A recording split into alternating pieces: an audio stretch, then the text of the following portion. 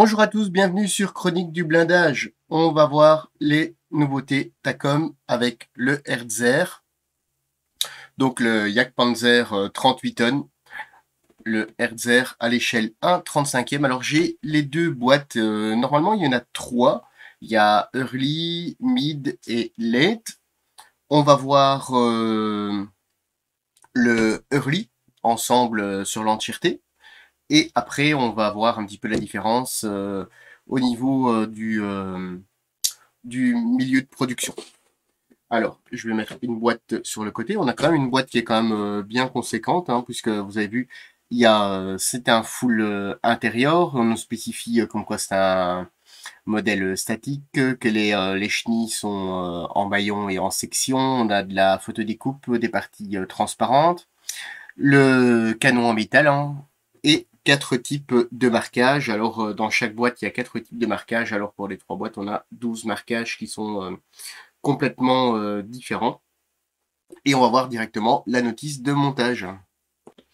Alors, vous voyez, la notice de montage, elle est un peu petite, hein, à l'échelle, enfin, à la taille du blindé, je dirais.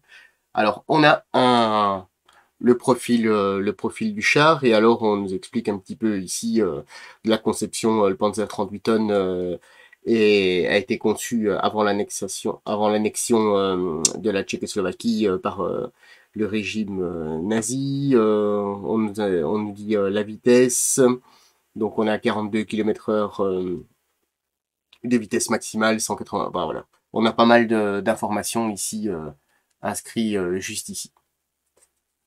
Ensuite, on a les précautions d'usage, comme toujours. Pas de profil, pas de coopération de couleurs. On verra ça dans la suite, hein, c'est ce qui est indiqué. On a ici toutes les grappes. Alors, il n'y en a pas forcément des centaines non plus, même qu'il y a l'intérieur compris, hein, c'est un tout petit véhicule. Et on attaque le montage avec le bloc de transmission, le plancher. Et on est sur le plancher, on ajoute les différentes pédales ainsi que différents casiers. Ensuite, là, on a le moteur. Alors, J15. Alors, excusez-moi, j'ai passé une page, j'allais dire, c'est étonnant. J'avais regardé tout à l'heure, il n'y avait pas de problème spécifique de la notice. Ensuite, on a les racks à obus, les sièges, et on continue à meubler tout l'intérieur. Et on conçoit le moteur qui est quand même relativement détaillé, il y a quand même pas mal de pièces. On installe le moteur, d'autres racks à obus, ici ça doit être une batterie. Les différents coffres sur les parties latérales de la caisse, hein, parce que vous l'aurez compris, c'est une caisse qui n'est pas moulée en une seule partie. Et on commence avec les sorties de transmission. Je vais réduire un peu l'éclairage pour voir un peu mieux. Voilà. De l'autre côté, on a un réservoir, le sortie de transmission, et on vient refermer la caisse.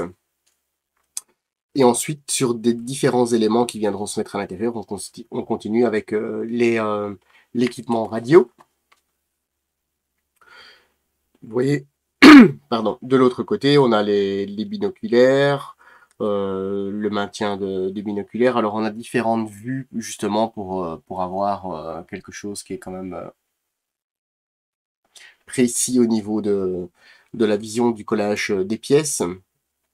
Alors ici, je suppose que ça doit être un système de une tuyauterie de ventilation. Et on commence la plaque du blindage arrière avec la sortie démarreur. Le petit câble, les portes maillons de rechange. Ensuite, ici, on a le bloc de ventilation ainsi que son radiateur, les différents filtres. Et on continue toujours sur l'extérieur avec les ressorts à lame ainsi que tous avec les bras de suspension, hein. On doit en fabriquer 4. Les galets, poulies tendeuses, barbotins. On nous indique le nombre à fabriquer, le positionnement des chenilles. on positionne les chenilles à cette étape. Après, à vous de voir. Hein. Et on commence je dirais le garde-boue interne encore avec de l'équipement radio, le garde-boue externe qui se voit uniquement sur l'avant. Ensuite, on prend la partie supérieure du blindé. On a une mitrailleuse, différents boîtiers électriques, hein, quelques câbles sont représentés, il faudra peut-être en rajouter un ou l'autre, hein, si jamais vous voulez pousser le détail. On a toujours des obus.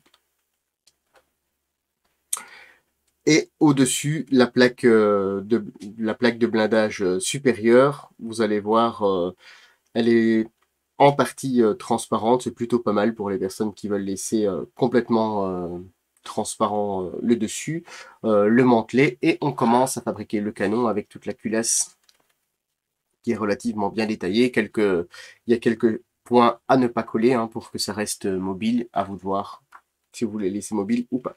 Ensuite, on positionne la culasse, le système de visée, on referme le blindé, on ajoute pas mal de détails avec les attaches du lot de bord, les attaches de protection de blindage latéraux, la cale de cric. Et on est sur la plage arrière avec les maillons, la photo découpe, différentes poignées. Au niveau de l'échappement, on a la photo découpe à venir enrouler. Alors ça va être... faut juste avoir un petit peu l'habitude, il faut tout simplement la recuire un petit peu avec une flamme de briquet pour qu'elle soit un petit peu plus molle. On installe le cric. Et en étape 34, on en a terminé. On est sur le mantelet et le canon en métal ou alors le canon en plastique. Alors, on a différentes vues 3D avec les couleurs à utiliser, hein, ça sera juste du visuel, puisque comme je vous disais, il n'y a pas de coopération avec une ou l'autre marque. Habituellement, c'est via Amobag Mi Gymnase. Et ici, il n'y en a pas. Alors, je ne sais pas ce qui s'est passé, hein, enfin, soit. C'est un petit peu dommage, ils auraient pu au moins mettre des teintes génériques.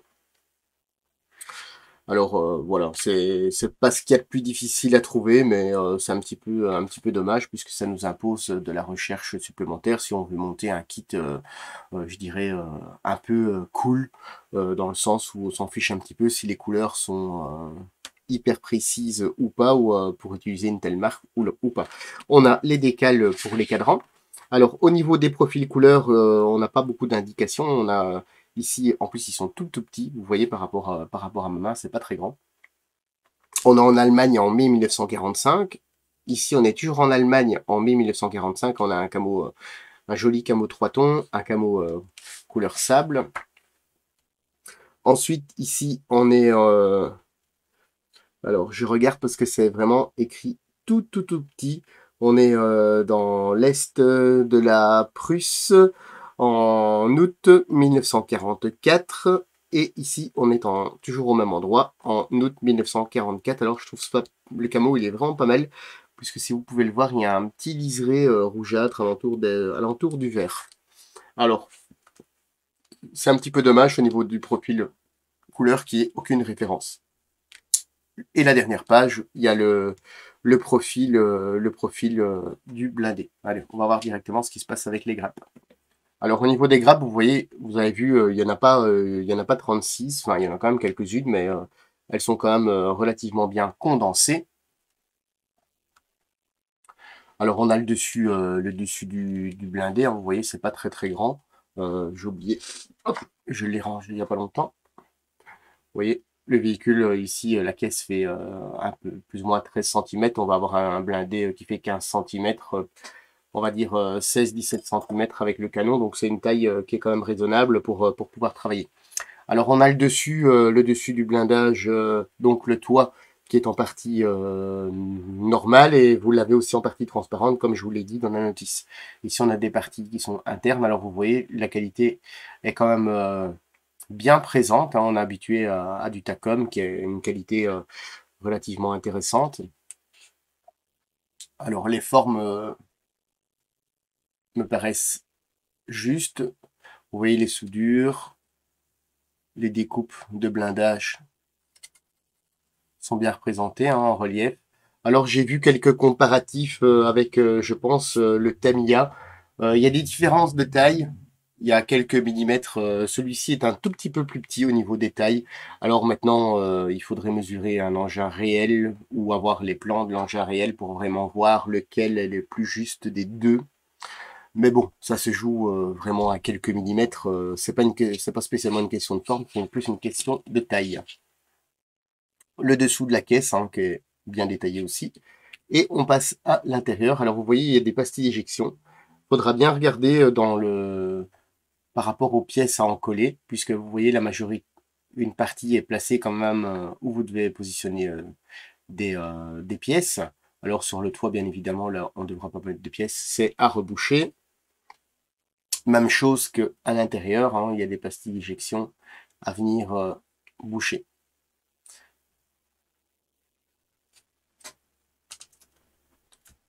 Alors, sur cette grappe, on a les garde-boue, les autres parties, enfin je dis garde-boue, mais c'est le blindage au-dessus des chenilles. On a les blindages latéraux qui peuvent s'enlever, les différentes parties de la caisse et la partie avant du blindé.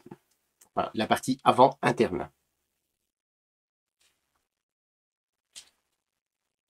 On a des belles structures gaufrées. Le garde-boue est pas mal non plus. On va voir s'il y a le détail qui est fait dans l'autre sens. Cloisonnement de la caisse. Vous voyez par exemple ici, pas besoin de mastiquer sur la face avant de l'autre pièce qu'on vient de voir, puisque cette pièce rapportée vient se mettre dessus par exemple. Alors, les garde-boue, eux, n'ont pas de... Vous voyez, normalement, les stries, enfin, la structure, c'est de l'emboutissement, donc ça devrait être recréé aussi de l'autre côté, mais ça n'y est pas. Alors, c'est pas dramatique, hein, mais voilà. Alors ici, on a une partie de structure interne. Il y a quand même quelques pastilles d'éjection à venir boucher. Également sur ces pièces. Alors sur les parties de blindage, vous voyez, c'est biseauté pour recréer une finesse sur le bord. Et ce côté-ci, on s'en fiche un petit peu puisqu'on ne le verra quand même pas. Alors, on va passer dans des pièces beaucoup plus fines. Ici, on a énormément de pièces, hein, du fait que le véhicule est dans l'intérieur. Vous voyez les différentes pièces. On a la mitrailleuse, les blocs électriques.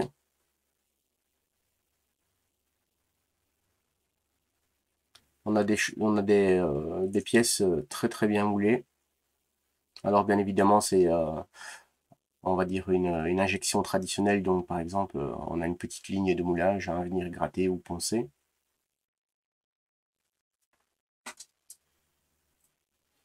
Sur cette grappe-ci, on a aussi pas mal de parties, enfin on a considérable. En fait, la majorité des grappes, c'est des parties internes, hein, différents vérins, euh, des, euh, euh, des arbres de transmission, enfin un arbre de transmission. Je dis des parce qu'il est en plusieurs parties originellement. On a des parties pour la culasse. On a des pièces qui sont vraiment très très nettes, hein.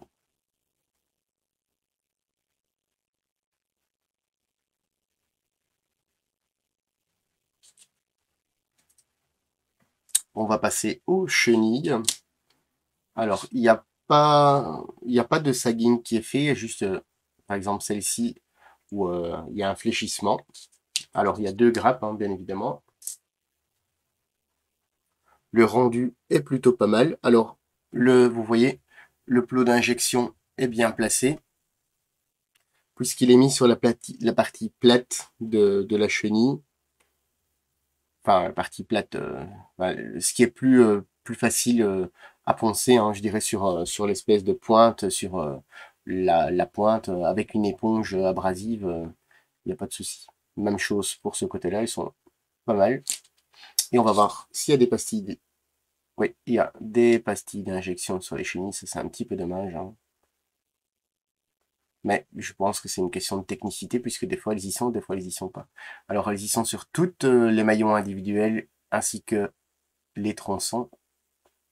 Hormis ça, on a, voilà.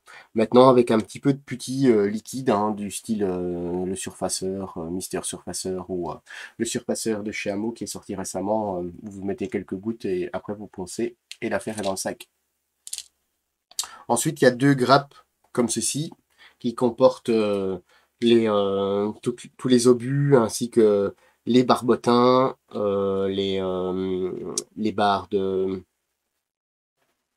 les ressorts à lame.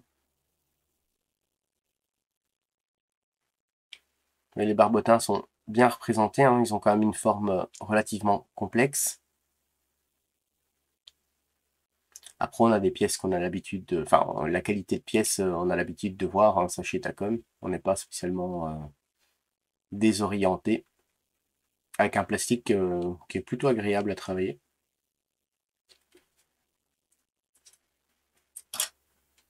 Ensuite, ici, sur la grappe E, on a en première vue une partie du bloc moteur.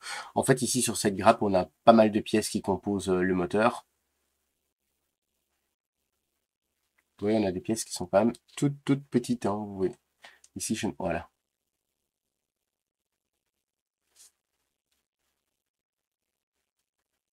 Il y a vraiment de quoi faire quelque chose de très bien.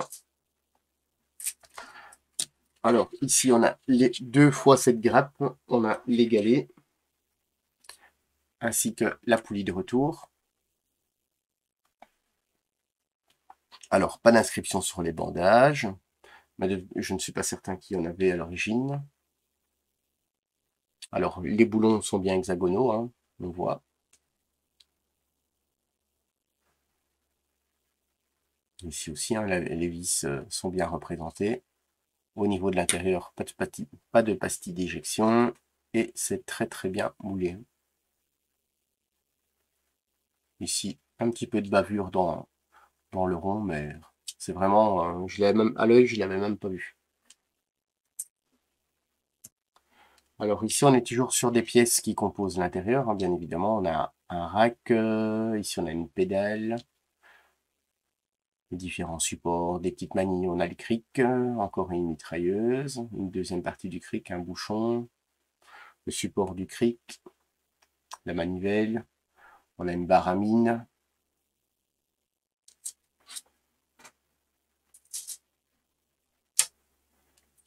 Après, nous avons ici des différentes trappes, les sorties de transmission, la binoculaire, on a un canon.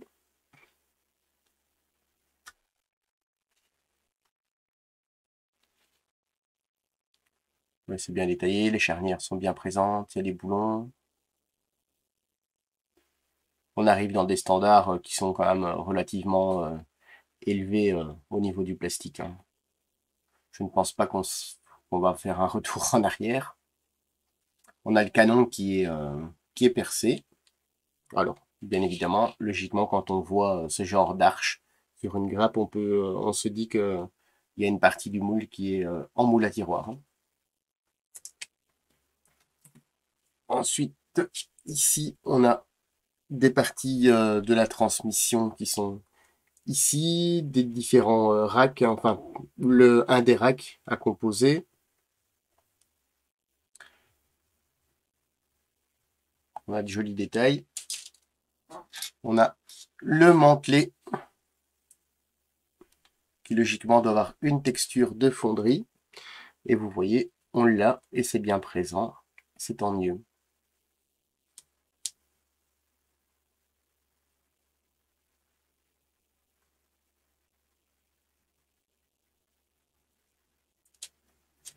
Sur cette dernière grappe de plastique grise, on a une partie de la plage arrière puisque les trappes sont des pièces rapportées puisque c'est un peu normal de pouvoir tout vider, enfin tout ouvrir. On a une partie d'échappement, des maillons de rechange, quelques petites pastilles d'éjection, hein. Bon, on a un petit peu habitué à ça. Même chose ici. Ensuite, comme je vous le disais, hein, on a le toit qui est en partie transparente, suivant votre choix. Alors, il faudra bien le frotter, il est limpide, mais par contre, le produit et l'agent de démoulage, il est quand même bien présent, c'est tout gras. et les différents épiscopes qui sont en partie transparentes également. Alors, on a un câble en cuivre hein, qui est, enfin moi j'aime bien, ça c'est super souple. On a une petite planche de photodécoupe hein, qui reprend principalement les différentes grilles moteurs et autres, et quelques petites autres pièces. Hein. C'est pas pour les personnes qui sont un petit peu rédhibitoires de la photodécoupe, il n'y a pas de souci, il n'y en a pas énormément. Un canon en aluminium tourné. Alors ici, c'est la partie qui vient se mettre à l'intérieur, et l'autre partie, bien évidemment, elle est percée. Hein. Alors ça remplacera avantageusement celui en plastique, surtout qu'il n'y a absolument rien à faire comme modification. Au niveau des décalcomanies, bon, on a des décalcomanies tout à fait classiques, hein, je dirais. On a les chiffres, les croix et les cadrans au niveau des compteurs, contours et jauges qui se trouvent à l'intérieur. Alors maintenant, on va voir un petit peu le mid production. Même chose, hein, on a un petit peu l'historique, on a les quelques améliorations au niveau des galets, ainsi de suite, mais il n'y a rien d'extraordinaire. Alors on va pas voir le kit entier parce que c'est complètement inutile, dans le sens où on vient de le voir. On va juste feuilleter un petit peu la notice de montage. Alors même chose, hein, aucune référence de partenaire de couleur ni de référence couleur.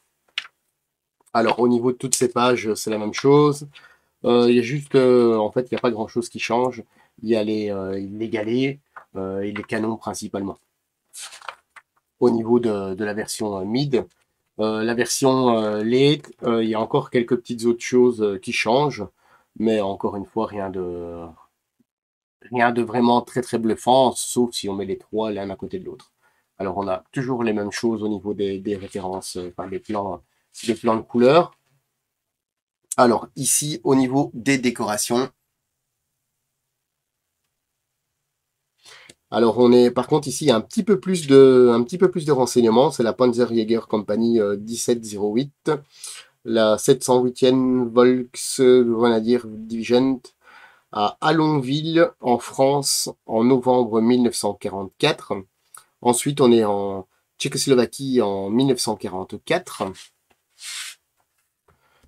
On est ici en Allemagne en 1944. Et ici, on est pour l'armée de libération à Prague en mai 1945. Alors, c'est une déco qui est plutôt sympa avec le drapeau. Et maintenant, on va voir un petit peu les différentes pièces par rapport au boitage qu'on vient de voir. Alors, le canon en lui-même, le tube, c'est le même. Par contre, je dirais le mantelet et l'embossage, enfin, la protection, elle est différente. Hein, puisque vous pouvez voir, par exemple, à l'autre, enfin, dans l'autre sens, c'est mieux, il y a une différence au niveau du dessus. Le mantelet lui-même est légèrement différent aussi. La différence, on a deux grappes comme ceci avec les galets qui sont différents aussi. Vous voyez, avec ce qu'on vient de voir, hein, il y a plus de boulons sur le modèle précédent. Et les poulies de retour, elles aussi, sont un peu moins travaillées du fait de la simplification du matériel. Au niveau de la planche de photodécoupe, même chose, il n'y a plus de protection sur l'échappement. Les autres restent plus ou moins les mêmes pièces. Et les décals, bien sûr, changent. Voici les décals. Alors, on a les mêmes cadrans, on a les croix, on a les différents marquages. Alors, personnellement, je trouve que le rouge est un peu... Enfin, à la caméra, ça rend un tout petit peu mieux avec l'absorption de lumière. Mais par contre, moi, je le trouve un peu fluo. Je dirais rose, tirant vers le rose, un peu fluo. Alors, je sais pas si... ça peut-être le film, enfin, peut-être le support qui donne cette impression. Mais je pense qu'au niveau de la couleur, c'est un petit peu trop flashy par rapport à la réalité, quoi. Alors vous avez vu une très belle nouveauté. Alors moi j'en ai présenté que deux parce que de toute façon j'en ai reçu que deux, donc je saurais pas vous montrer beaucoup plus.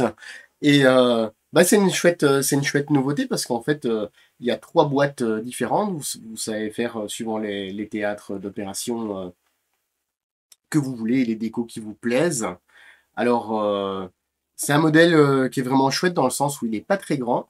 C'est un tout nouveau modèle, une toute nouvelle conception, parce qu'à ma connaissance, le seul boîtage où il y avait un Hertzer avec l'intérieur complet, c'était une boîte de chez Edouard, qui est vraiment très difficile à trouver. Alors ici maintenant on est au niveau d'un des nouveaux standards de la maquette, alors c'est encore mieux, on a un petit canon métal, bien sûr il y a des pastilles d'éjection, mais on ne peut pas forcément tout avoir. Alors comme d'habitude, hein, je remercie Tacom et notre partenaire Domino, sans qui ce ne serait pas possible de vous présenter ces belles nouveautés. Et moi je vous dis abonnez-vous, likez, et à très bientôt sur Chronique du blindage.